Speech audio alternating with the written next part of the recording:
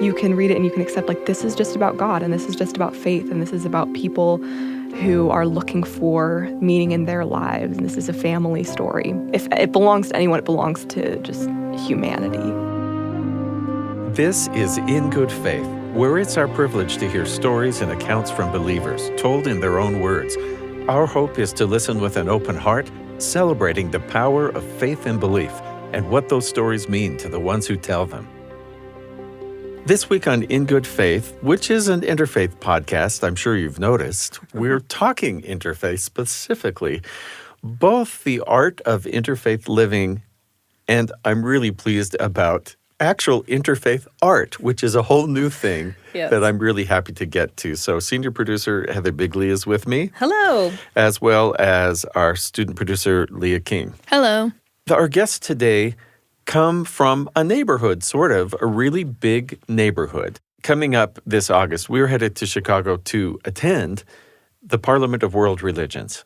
People coming from all over the world with interest in interfaith work. And specifically, we thought, what can we do as a podcast? Well, we can interview people specifically in this area who are doing the work. And I was really touched about how these people spoke about building allies. And as we listen, you'll hear how poignant, actually, this is as a movement. I like the discussion on just general unity and community fostered by interfaith work. Yeah, this isn't we get together and have a quarterly lunch. These are folks who are showing up, literally, for each other. So we ended up interviewing each of our guests individually, but we've organized their answers topically, and so we'll just introduce their voices here to get you acquainted. So we're very excited to bring you the voices of Shoaib Khadri, who's a member of the Islamic Center of Naperville, Illinois. Thank you for inviting me, Steve. It's a pleasure. Bruce Duffield has served as a president in the Church of Jesus Christ of Latter-day Saints, Chicago, Illinois Temple, and a public affairs specialist. Thank you. My pleasure. Bernie Newman is the past president of Congregation Beth Shalom in Naperville. Well, we call it Chicagoland because it doesn't just encompass the city itself, but also the surrounding towns and suburbs. And our last guest is Barb Maloof, who spent her entire career in public service with the city of Chicago and Cook County, and she's also a member of the Church of Jesus Christ of Latter-day Saints. She joined the church later in life, and she is passionate about interfaith work. Well, thank you for inviting me. And so there you have all of our guests, and our first question to them was, why do you love interfaith work? It tells me that we are so much more alike than we are different. Who you are is the message, and it really builds my testimony. I love interfaith work. I think it's one of the most important things that anyone can be engaged in. That kind of bridge building is just essential for the modern world. And I find that people who want to engage in interfaith activities and dialogues, they're looking to be understood. They want to be respected. They want to be educated, and they want to make connections. And I have found it very fulfilling to be involved in that kind of work, that kind of service. I love those words of bridge building, connections, and getting to know one another that you just used. Chicago is a great community. We have many, many faiths and ethnicities, backgrounds. It's truly a diverse, I was almost going to say a diverse melting pot, but Ibu Patel would object to that. It's not a melting pot. It's a glorious potluck buffet where everybody brings their best dishes to share. And Chicago is amazing in that way. 400,000 Muslims in the Chicago area. Does that surprise people? Yes, but then I think people are seeing the change in the demographics. So I'm thinking anymore, it may not surprise people, especially in the greater Chicago area. You've been leading your mosque's interfaith involvement for years. What is important to you about interfaith work? Why do you want to participate? One of the main reasons we, as the Muslim organizations, got involved was we felt there was a lot of misinformation out there about Islam and Muslims. So we started off basically to dispel a lot of that misinformation, just to get to know each other. Then that grew into many other activities, but that's how we initially got involved. That is still important, that we continue to do that, because people, it's better for them to get the the right information from the source rather than getting it from other sources. So have you seen a change in perception and increased understanding? Thanks to the efforts that we have done, thanks to the efforts of various organizations, both Muslim and other faith organizations that have worked towards building better awareness, better educational campaigns. I have learned to understand first of all, the other Abrahamic faiths, especially the Christians and Judaism. There were a lot of misconceptions and lack of information that I myself had, which helped me expand my horizon, expand my understanding of the different beliefs. There's about 250,000 Jewish people that live in the Chicagoland area. It's probably possibly the third largest population of Jews in the United States. In general, most Jews in the area want to be involved with other communities, and it comes from our status as a very tiny minority and the fears that we have based on our own experiences over the millennia and even in the last few years, that we need allies. And we've seen how it's important when allies will come together and support you in times of challenge and times of tragedy. And we found solidarity with members of the Latter-day Saints community. And we found that bond also with the African American community and with the Islamic community as well. This topic of solidarity with each other was very important to all of our guests, and I really wanted to dive in and explore that. One of the great things about the interfaith community, and this is Naperville and Chicago more broadly, is that we have each other's backs. And so when something comes up, we respond collectively. I think of George Floyd and when all of that unfolded, and the DePage AME Church responded by gathering in a local park to just say, let's come together and mourn what has happened. It was very hastily organized. Just an email went out that DePage AME Church is gathering, and it was inspiring to see the Black leadership on this stage look out at the audience there in the park and see many friends and invite us up. They invited me up. They invited others up from our local mosques and synagogues and temples. And we all had a chance to speak. And as I participate in that, I thought, wow, that's the way it should be. When one of us feels threatened, we all gather and say, no, we're together. You can't treat one of us in this minority and expect the rest of us to stand idly by. No, we know that all of us of whatever faith need to respond to one another and be there when the bad times erupt, as well as to be there when the good celebrations are taking place. And thankfully, we engage in both. We get together a lot to celebrate and to enjoy the traditions, but when something horrific happens, we're there and we speak for one another. And, that kind of brotherhood, sisterhood relationship, there are few things sweeter than having a friend who will stand by you in that sort of time. Anytime a particular faith was attacked, all our interfaith partners get together in solidarity.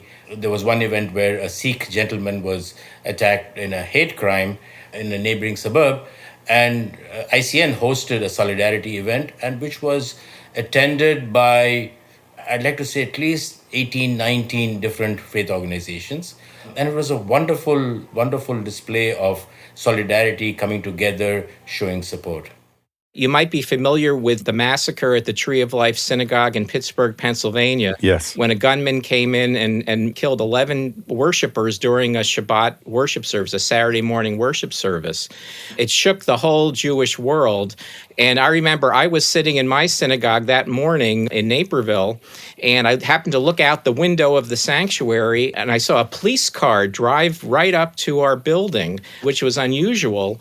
And what I found out later was that the Naperville police had been monitoring the national news and heard about this mass shooting in Pittsburgh, and they just wanted to make sure they could protect our Jewish community. They were worried about copycats and that kind of a thing. I immediately started getting dozens of calls and emails and texts from all the other members of the interfaith community that I have been involved with for so many years, all wanting to know what they could do, how they could help, how they could offer solidarity.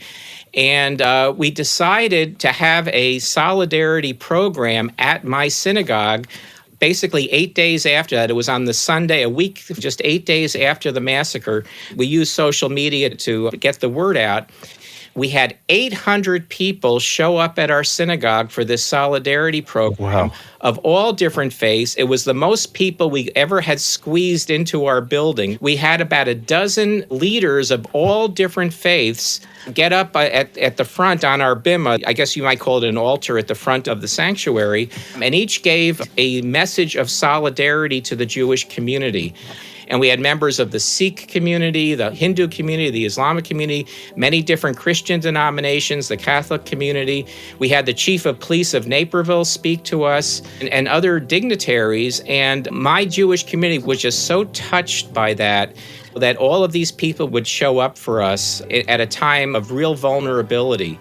Having this solidarity definitely helps. Our community has really felt that and has made us want to return the favor tenfold. There was another incident I can talk about. It was actually after there was another shooting. This one was near San Diego in California. It was on a weekend, on a Shabbat, a Saturday. And the very next Friday night, we had about 50 members of the Islamic Center of Naperville showed up at our synagogue, and they stood outside as our members were walking in with signs of solidarity, saying that they wanted to make sure we felt safe. And they were there in some sense to protect us.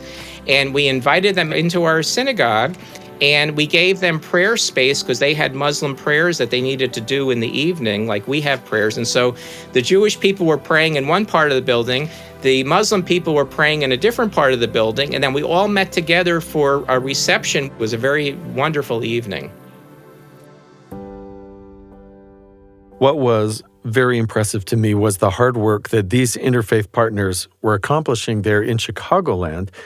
And they were solving actual problems and ways they found to collaborate to accomplish good for the people in their community and to engage with each other's communities.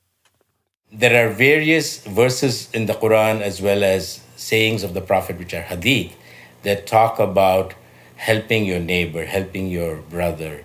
Where there are instances where it says that helping a person in need is greater than you just spending hours in the mosque. So yes, I definitely feel that it is pleasing to God.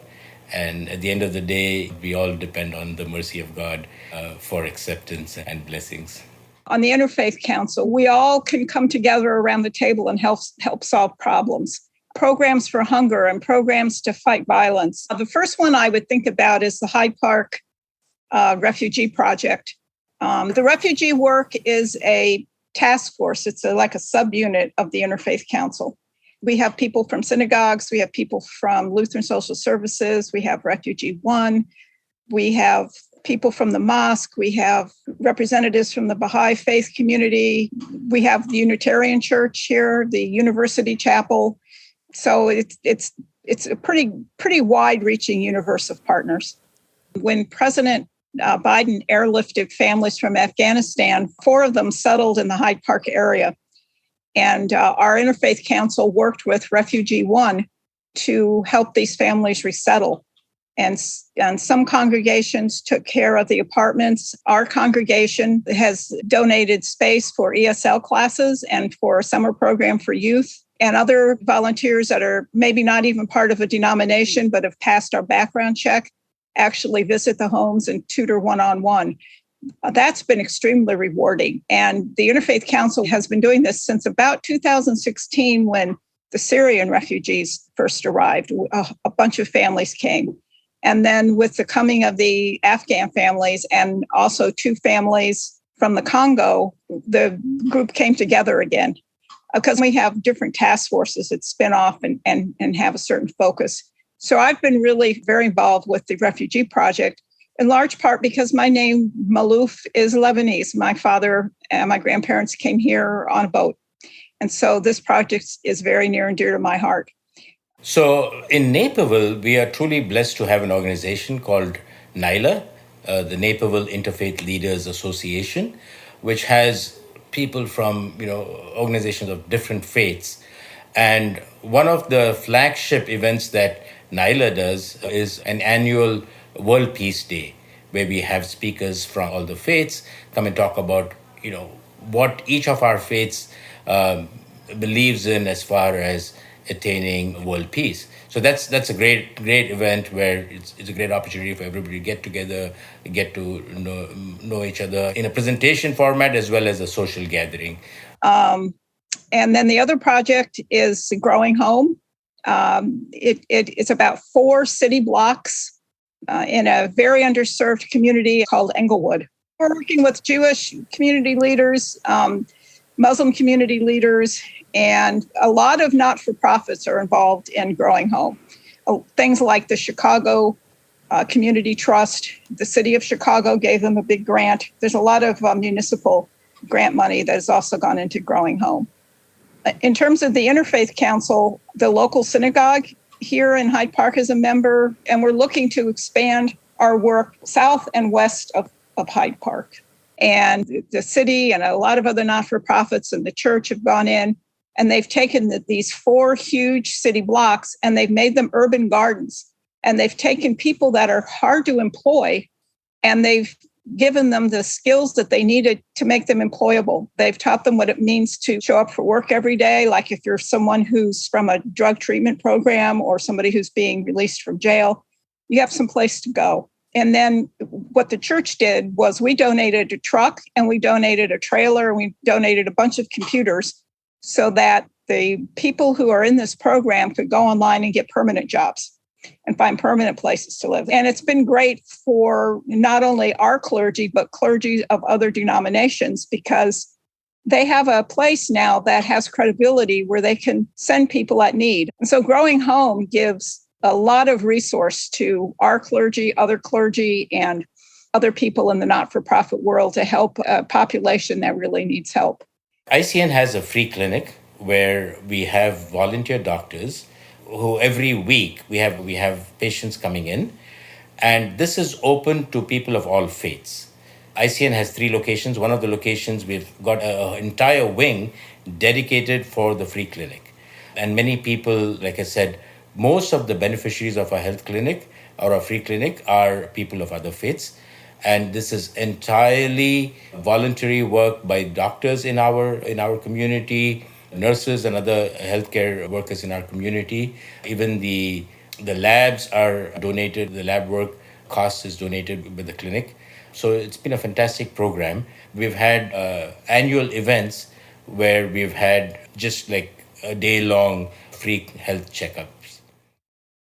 And then our music director in Hyde Park created a community choir made up of people from our congregation and other congregations on the South Side. And they sing historically African-American music. And last Sunday, they sang in our chapel, and it was awesome. And they're going to go visiting around different chapels. And so that's another interfaith project that I think is divinely inspired. Not my idea, but I love anytime I listen to them or can listen to a rehearsal. And as far as the homeless, we had our youth and the youth of the congregation Beth Shalom, our local synagogue, where our youth got together and packed food packages for the homeless.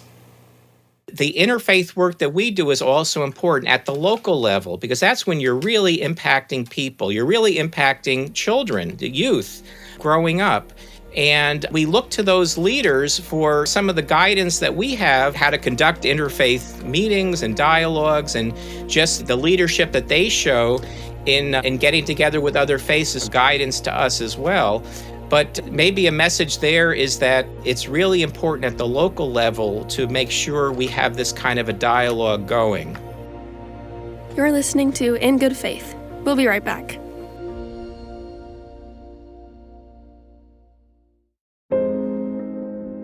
Welcome back to In Good Faith. Shoaib and Bernie both told me about an interesting interfaith scripture study group. Have you ever thought of this? This was a new idea to me. So imagine coming together and discussing the book of Genesis with your Christian, Jewish, and Muslim neighbors, because each of those scriptures and holy books has some form of that account, and to compare notes, that was fascinating. One of the great things we've done in our community is we established a whole series of interfaith dialogues. And we were doing this over the course of 3 or 4 years. And we would meet Sunday afternoon for about an hour and a half. And we started by looking at the various Bible stories. So they had like 10 or 12 episodes of different stories from the Genesis.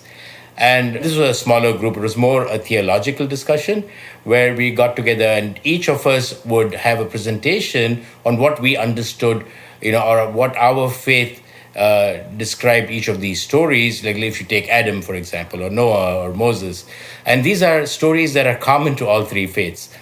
So when each of us presented, and it was eye-opening and amazing to see how each of us perceived the same story, but a slightly different variation in our beliefs. And I really, really enjoyed that series.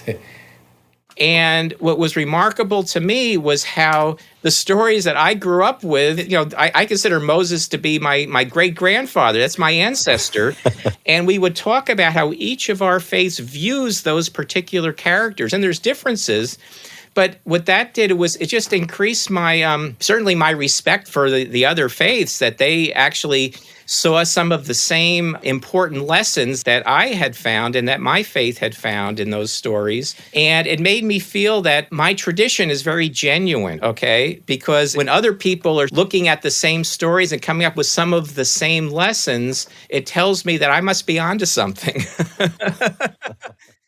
And of course, all of this experience working with different faith groups must have had an impact on each of these people. So I wanted to dig deeper into that with each of them. It has deepened my faith in so many ways. I can see the hand of God working through these good people that I get to know, and they inspire me and strengthen me in so many ways.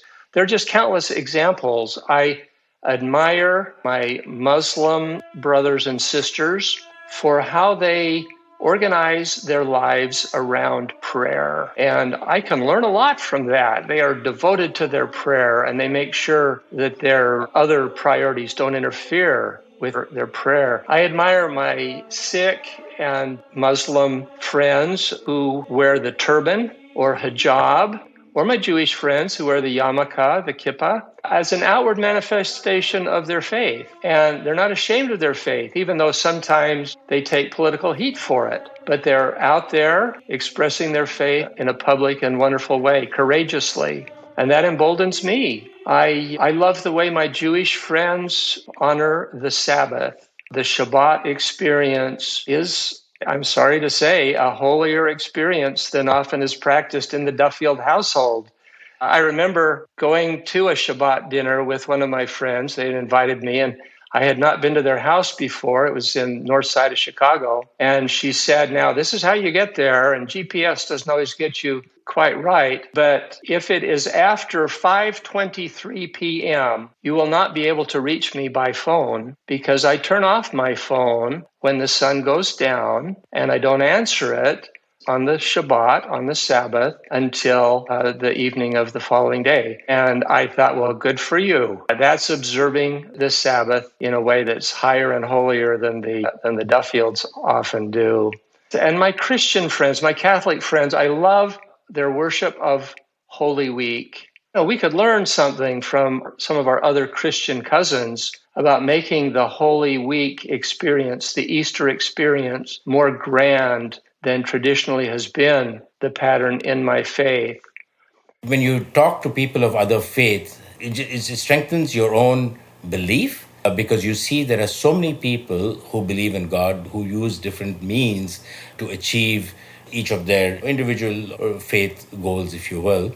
But it's amazing, it's good to see that all of us are striving towards similar goals, although the paths may be slightly different, but we all are faith-based organizations, faith-based people.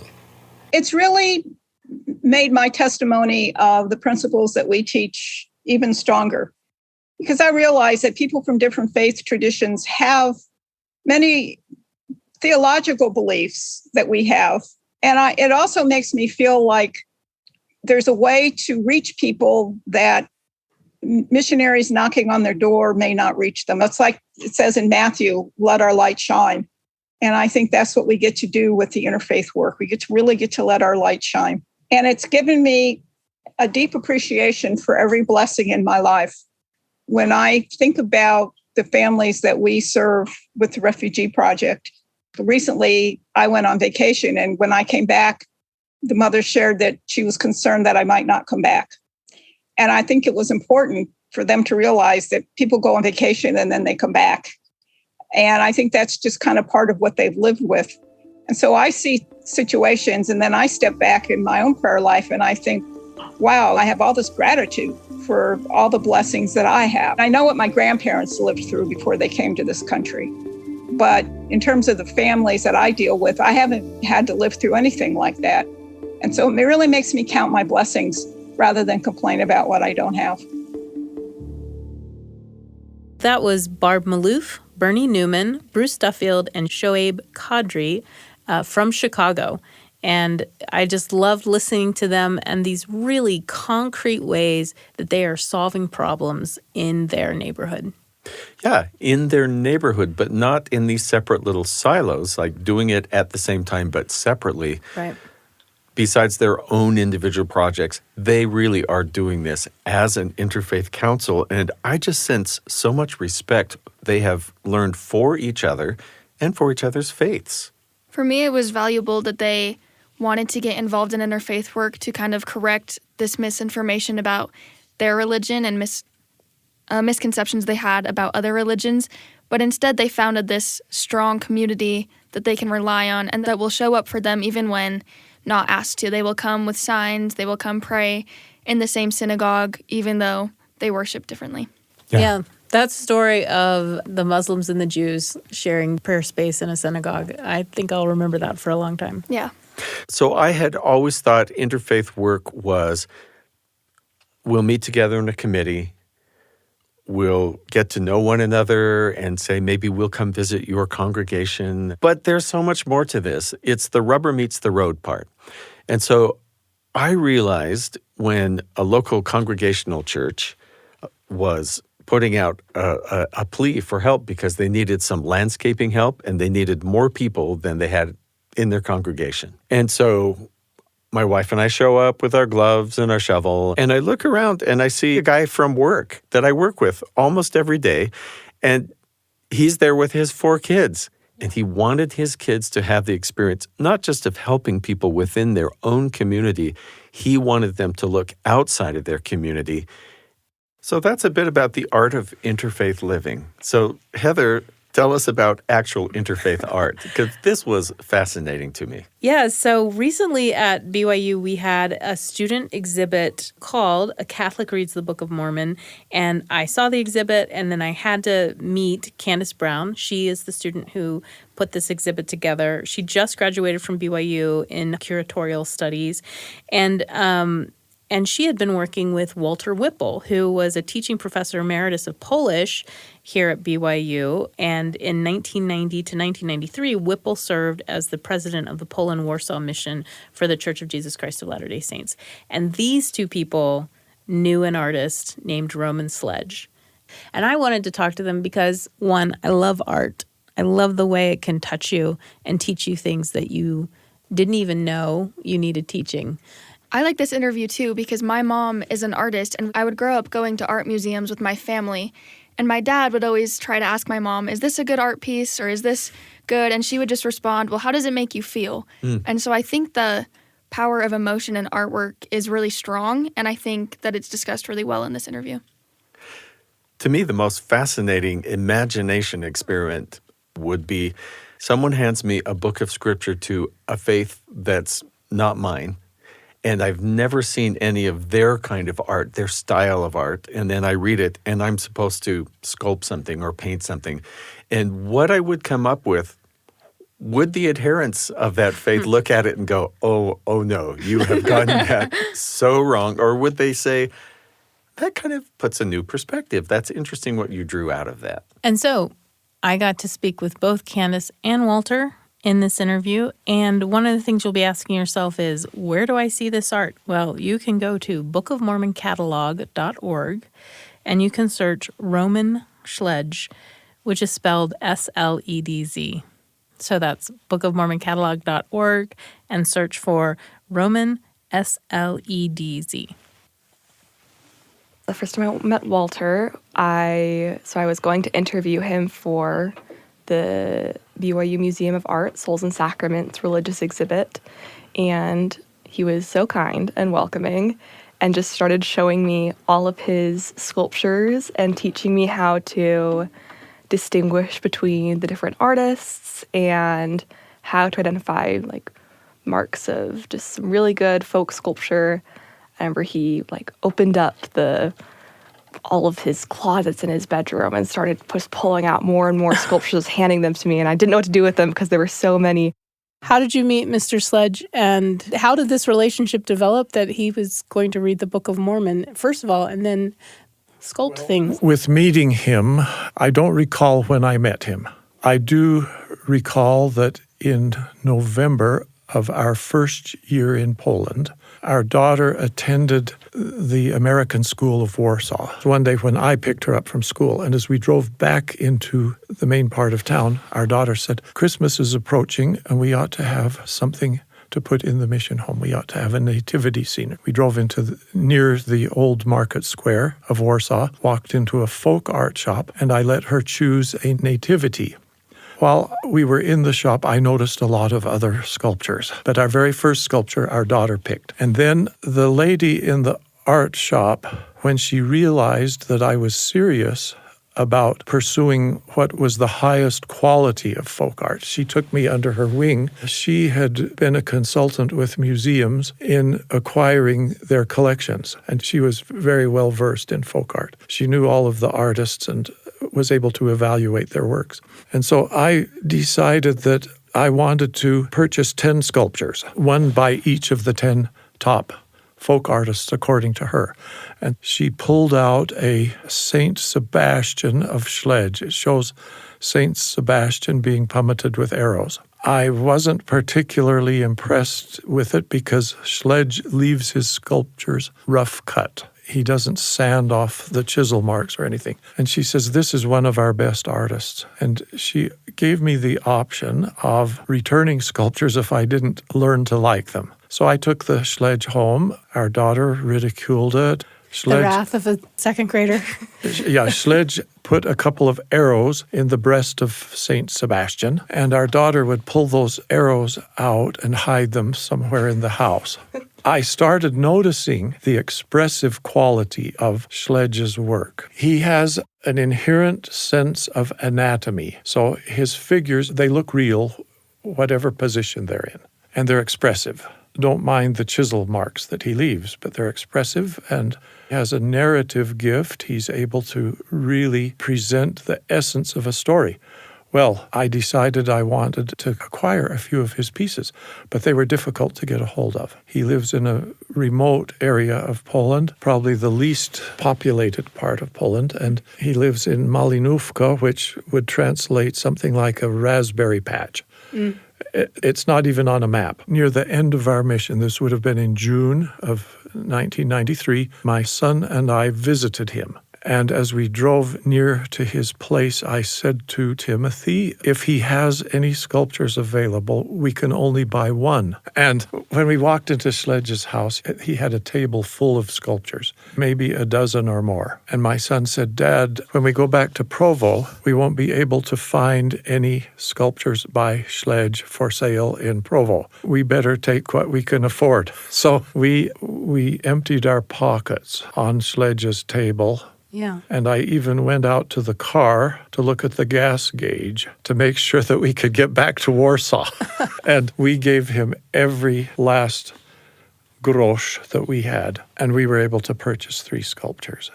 I decided that I would want to keep in touch with Sledge after we returned to Utah. I took an inventory of our sculptures. I don't know how many we had by then, of various artists, maybe 200 or so. And I noted the gaps that we had in our Bible representations. And I gave him a wish list of Old and New Testament sculptures. And over the next, I don't know how many years, he completed that list one by one. Oh, wow. He had a son who was savvy with computers, and so he photographed each and every sculpture that he had completed for me to see if I approved of it.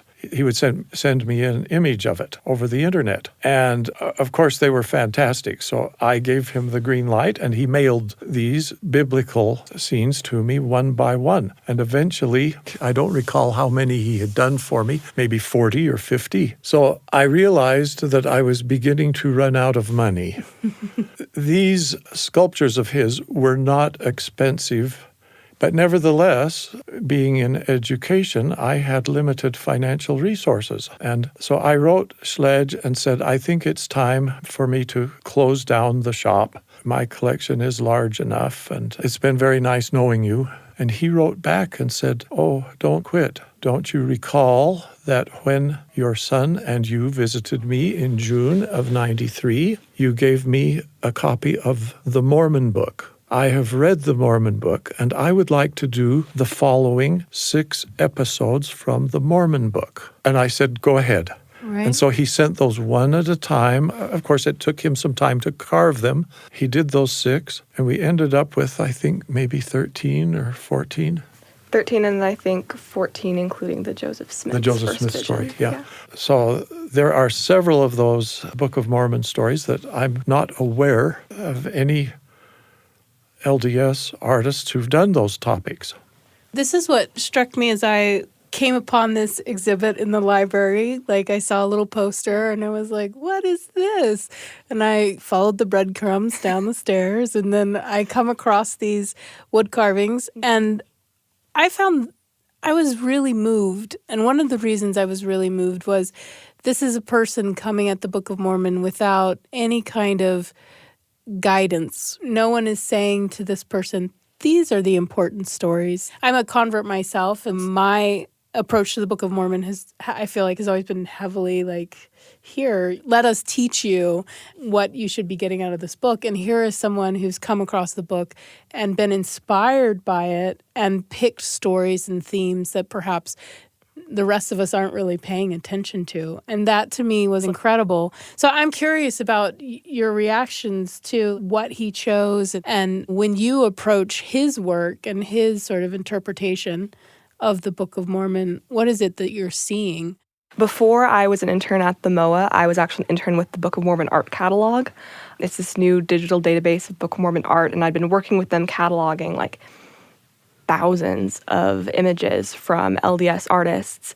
So my attention to Book of Mormon art was like very high already. And I went to Walter's house for the first time. I was seeing all these Bible scenes, and I started noticing a few that I was like, I'm pretty sure that's like Lehi, and this looks like Korihor. What's going on here? And I think I asked you, like, did you find a Mormon Polish artist? Because I couldn't believe that a Polish artist would have just come across the Book of Mormon like that and just would have been like, oh, I'll carve this.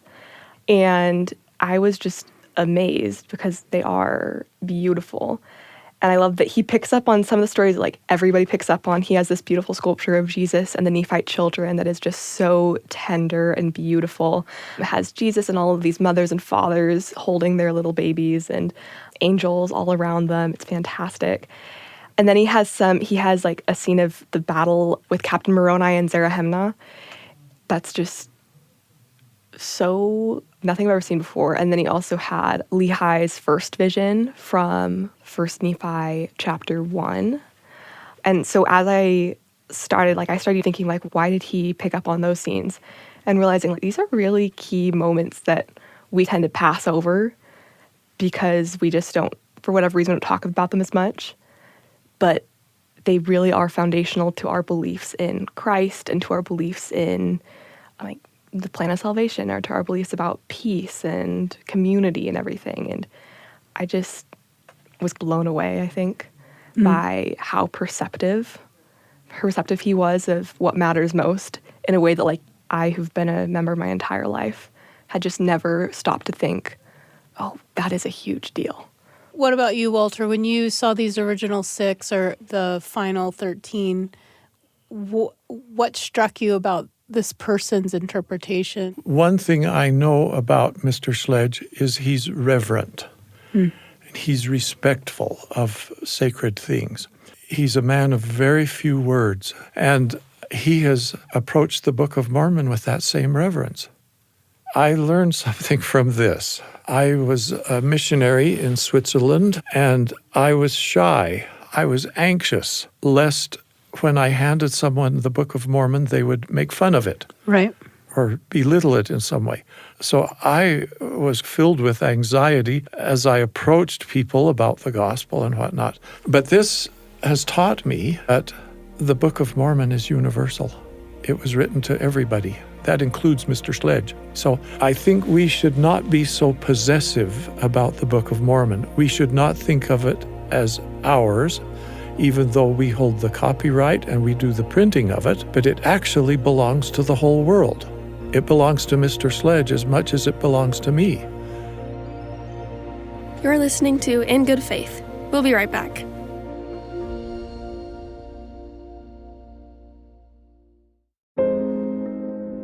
Welcome back to In Good Faith. And there's something for me that's so helpful as a member, and we've probably said it in some ways, of having someone else say, this is also important. Many of us have experienced reading the Book of Mormon every 4 years in Sunday school, reading the Book of Mormon ourselves in our homes. How do you keep that experience revelatory, right? And this artist is helping me have that experience again, which I'm really grateful for. Are you aware of any LDS artist that has done Korihor? Or has done the calling? Let's turn to the expert over there. It's extremely rare. Korihor is extremely rare. It's in the Illustrated Book of Mormon that Robert Barrett did in the 80s. Okay. But very few other people touch it. How about the calling of the 3 Nephites? Similarly, I think Barrett did it. I think maybe 1 or 2 others have touched on it, but there aren't really super well-known How about ones. 1 Nephi chapter 1? There's like half a dozen, and like mostly super abstract, or again, Barrett, or for some like children's Illustrated Book of Mormon. It's super rare. Yeah. Nephi baptizes his chosen 12. I don't think I've ever seen that one. And that's quite unique in the way it's represented. Like, it doesn't show the immersion in water. It does show them, they look like they're coming out of water and their clothes are like waterlogged and stuff. Yep. But it's showing specifically the moment they receive the Holy Ghost. Nephi is at the center, and Jesus Christ is right above him, and above Jesus Christ is the dove of the Holy Spirit, and above the Holy Spirit is Heavenly Father, painted in white, because there's the Catholic belief that God is spirit. So it's this straight line going down, and then out of Jesus's fingers are coming these rays of golden light that fall on each apostle, and there's a little bit of a flame at the top of their head where you can see like they're being cleansed with this fire of the Spirit, and they're receiving the Holy Ghost, and they're having this powerful moment. It's extraordinary and so beautiful and very Catholic looking. There's so many little tender moments in them that as you look closer at the sculptures, he incorporates all of these women and children into stories where they're not traditionally depicted. Each figure that he carves is like this individual expression, and it can be full of this kind of curiosity or worry or awe, and it's just something that needs to be looked at, needs to be seen, to be understood. So I'd really encourage anyone who listens to this, anyone who hears about this, to go actually look at the art. We have an artist who's bringing a whole artistic style to this subject matter that we aren't used to seeing applied to this subject matter. So I'd love to get your thoughts on what that is like, as well as you look at his art and what he's trying to convey with these 13 sculptures. He does not typically use some of the markers that we would identify as Roman Catholic, such as halos. He will put wings on angels. How else would we identify that they're angels? But it looks more human. He represents them as real people. He has a sense of motion, and all this is intuitive. He hasn't really had any training. There's something that you can't really express in words, some of the reaction that you have and the inspiration you feel when you look at some of these works. It doesn't lend itself to being cataloged in words. This was my experience when I saw them. I had this experience of wanting to go very fast and look at what is all of it, and then coming back to it and wanting to slow way down. How does art impact our experience of our faith, or how does it impact our faith? I think in one really important aspect of it is that you can't really think about or comprehend something if you don't have some vehicle for comprehending it. Like, it's hard to just sit in a empty room with blank walls and just be like, and now I'm going to think about God. And it's very abstract, and it can be hard for you to like figure out what do you really believe, or trying to find your own experiences to like anchor your beliefs. Once you have art, though, it gives you kind of like a stepping off point. It's like, for me, I think when I look at a piece of art, religious artwork, it grounds me and says, okay, here's where you are, and now think about all of the kind of implications of this, and think about how if it's a portrait of Christ, now think about what it would be like to be face to face with him. Think about what it would be like if you could look into his eyes. Or if it's a story from the Bible, it might say, okay, think about if you were in this scene. And that's why I think it's so important to have so many different variations of art depicting Bible stories or Book of Mormon stories, because every artist does interpret it a little bit differently. And every time you look at a different piece of art that depicts this story, you enter into it in a slightly different way, almost like cross-referencing it. You start kind of discovering the overlap, and you're seeing like a clear picture of, okay, this is who like Jesus is to me, or this is who God is to me. And it's informed by all of this art that helped me, launch into those stories and launch into those and think about it in a way that is personal to me. That was well articulated. I have this image of a mosaic, right? We use all these different pieces, right, to form a greater whole. Can you imagine this happening? So I'm just thinking of this. The poster, or the name of your exhibit, Candace, was A Catholic Reads the Book of Mormon. Yeah. And I started to think, can we imagine this happening with other pairings, if we will?